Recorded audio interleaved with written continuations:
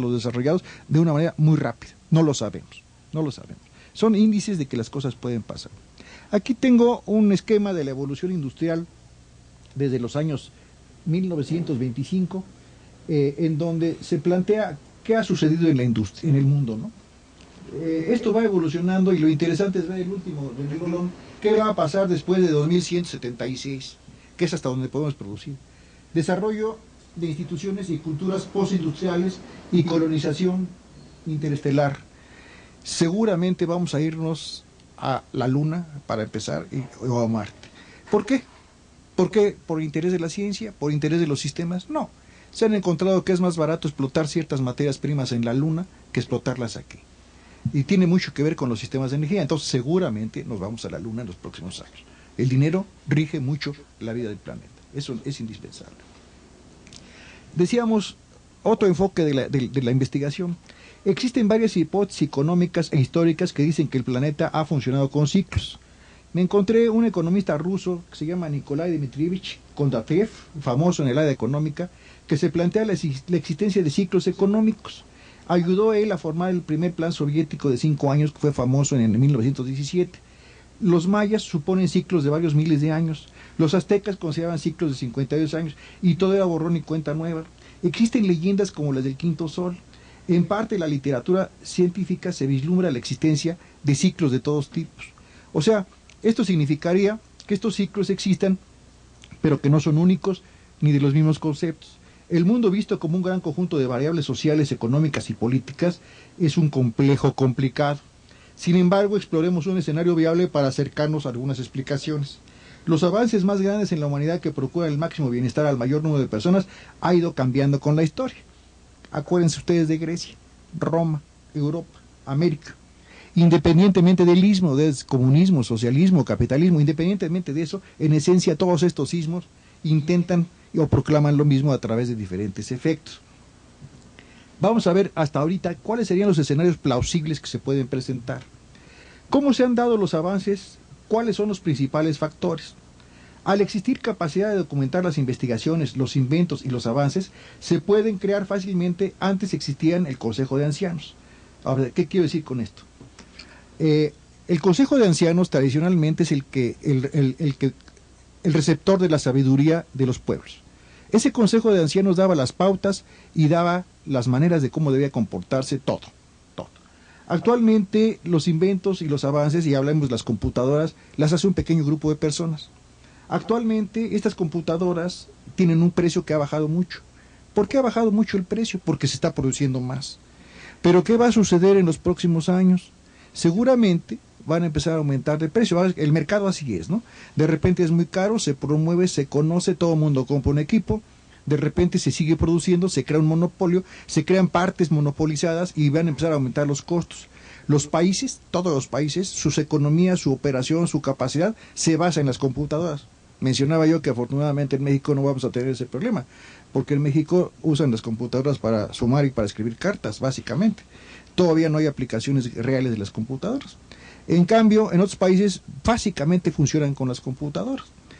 Aquí, cuando venga este monopolio y nos empiecen a vender una computadora en $1.000.000, nos vamos a morir de la risa, porque lo vamos a poder seguir resolviendo en México como siempre lo hemos resuelto, con experiencia, con algo de política y con sensibilidad. Así se han funcionado el país durante muchos años. En ingeniería, por ejemplo, ¿cómo se calcula? Si ustedes no tienen una computadora para calcular un proyecto, ¿cómo lo hacen? Pues a mano. ¿Cuánto se llevan a mano y cuánto se llevan con la computadora? Con la computadora se van a llevar 15 días. Si lo hacen a mano con el sistema tradicional, ¿cuánto se llevarán? ¿3 meses? Pues aumentan ustedes el costo y de todas maneras sale el proyecto. Las gentes que se dependan mucho de la computadora están en problemas graves en el futuro. Muchos de nosotros, de nuestra generación, yo soy generación 57, usamos las computadoras, pero también sabemos manejar a mano. Las nuevas generaciones nada más saben manejar las computadoras. Póngalos ustedes a calcular una viga, a calcular una red, a calcular cualquier cosa, y si no tienen el programa, no lo saben hacer. Nosotros, de esta generación, que en cierta manera fue privilegiada, lo hacemos a mano. Todavía lo podemos hacer a mano.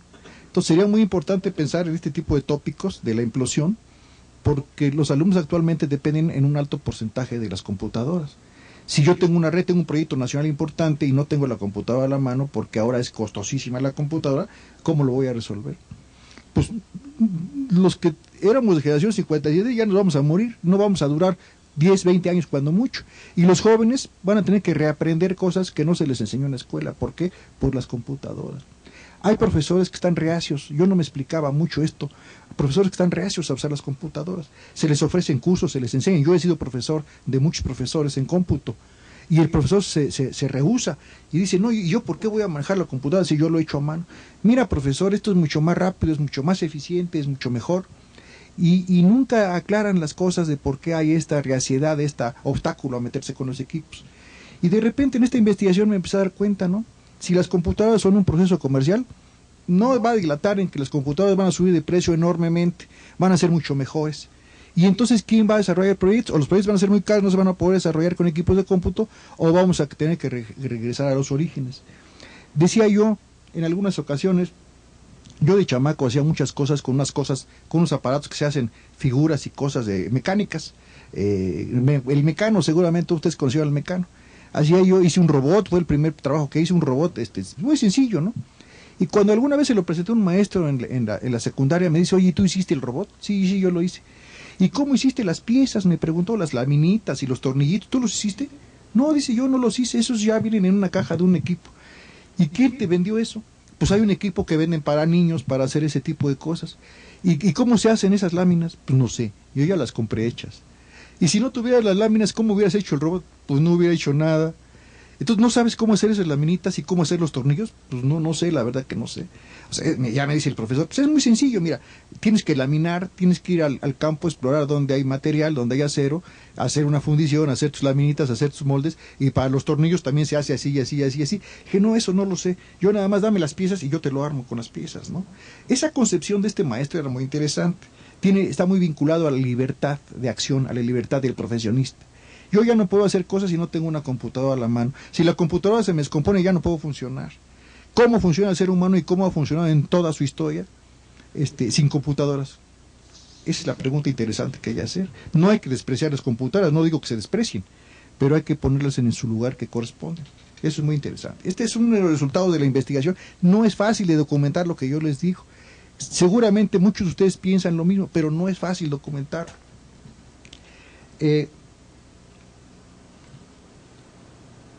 Si los nuevos profesionistas egresados hace 10 o 20 años no se han esforzado por buscar la coherencia y la verdad en sus respectivos temas, me temo que sucedan más cosas como las crisis que estamos viviendo. El resultado de la implosión también menciona, la crisis es a nivel mundial, no es a nivel de México. Si esto fuera cierto, lo que estoy mencionando, muchos personajes de la alta jerarquía administrativa, industrial y política han sido preparados con equipos de cómputo, con pensamientos completamente diferentes a los que estudiamos sin cómputo. Y por lo tanto dan por hecho cosas que no es cierto. Tenía yo el caso, y lo menciono aquí en la conferencia, de un amigo político mío que encontré y me dijo, oye, ya tengo el doctorado, ya saqué el doctorado. Le digo, oye, ¿sabes si vamos a tomar un café para platicar? Me dice, no puedo porque estoy estudiando. Le digo, bueno, ¿no tienes ya el título de doctor? Sí, dice, pero fíjate que nada más tengo el título, todavía no acabo de estudiarlo todo. En los tiempos libres me pongo a estudiar porque tengo que tomar decisiones y tengo que responder preguntas. Esto no lo entenderían en ningún otro lugar del mundo, ¿no? ¿Cómo es que tiene el título de doctor y apenas está estudiando, ¿no? Bueno, eso pasa en México y pasa mucho, ¿no? Y hay gentes que ni siquiera son políticos y les pasa lo mismo. Ya tengo el título de doctor y sigo estudiando porque, claro, el doctor siempre va a seguir estudiando para sumergirse sobre los temas, pero los títulos de doctor no quiero decir que se regalen, pero hay maneras, ¿no? Hay maneras.